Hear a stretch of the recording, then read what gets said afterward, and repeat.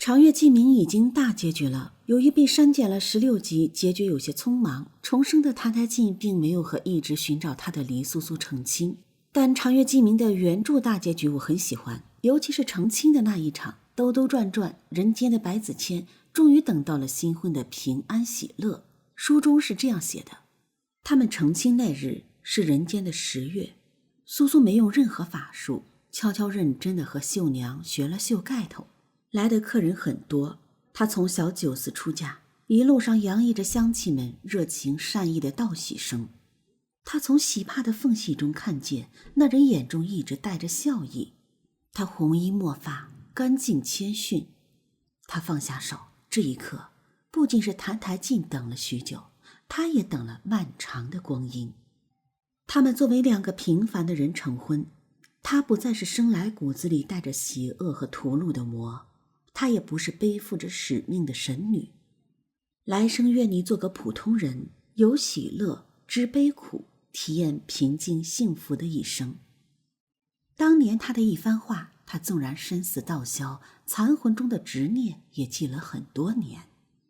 白子谦一直觉得这一日不真实，他挑起新娘盖头，看见苏苏一双含笑的眼，心里总算安稳下来，嘴角上扬。喜娘一旁说着恭喜的话，他们饮下合卺酒，喜娘笑得合不拢嘴，说新娘结发。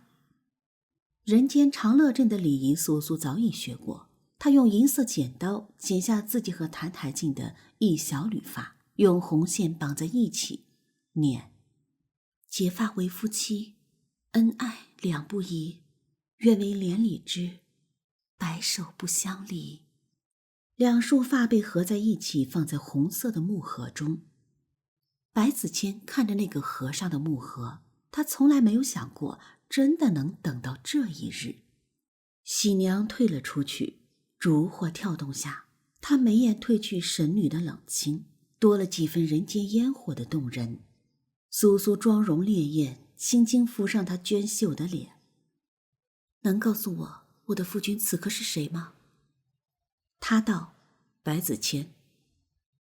苏苏没有反驳他，握住他的手，红线琉璃珠串戴在了他手上。荒陵我去过，珠串我找回来了，没有做好的剑穗我早就重新做好，你当年走过的路我也走了一遍。他低着眸，死死掩盖眸中情绪，那是他这辈子听过最温柔的话。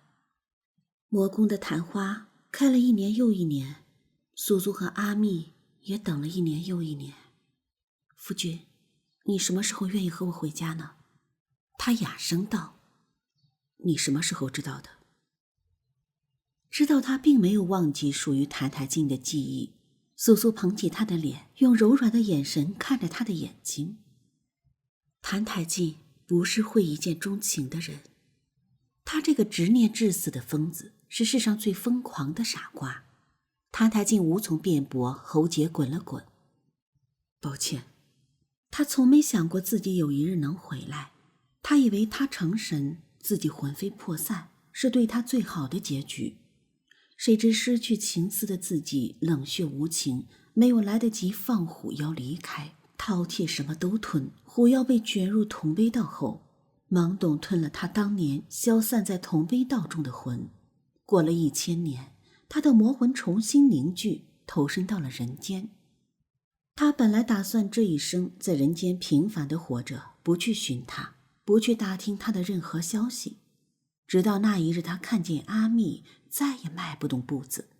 3分像他的眉眼，便可以让他倾尽此生所有的善，带阿密回家。他太想他了。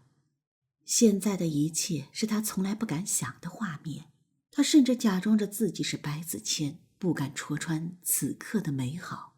谭台烬艰涩地问：我让你失望了吗？苏苏从来不知道自己有一天可以这样心疼一个人。事隔经年，他不敢回到魔域，偏安一隅。点出身份以后，最怕的依旧是令他失望。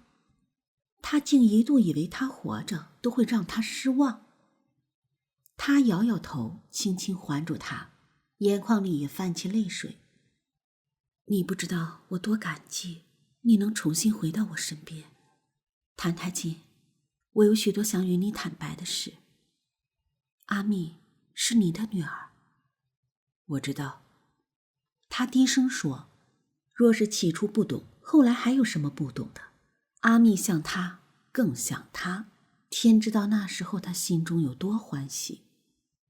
叶将军府的三小姐喜欢过那个为他绣盖头的少年帝王，梦境中的黎苏苏喜欢过为他捕魂的苍九明。他顿了顿，声音很轻很轻。谭太进听见神女的声音如3月春风般温柔，一如现在的我爱着忘记回家的你。烛火倒映出他的剪影，他骤然湿了眼眶。三生三世也好，生生世世也好，只要最后是你就好。这个结局是不错的，只是电视剧被删减了16集，把这个片段给删掉了，太可惜了。希望番外剧能播出。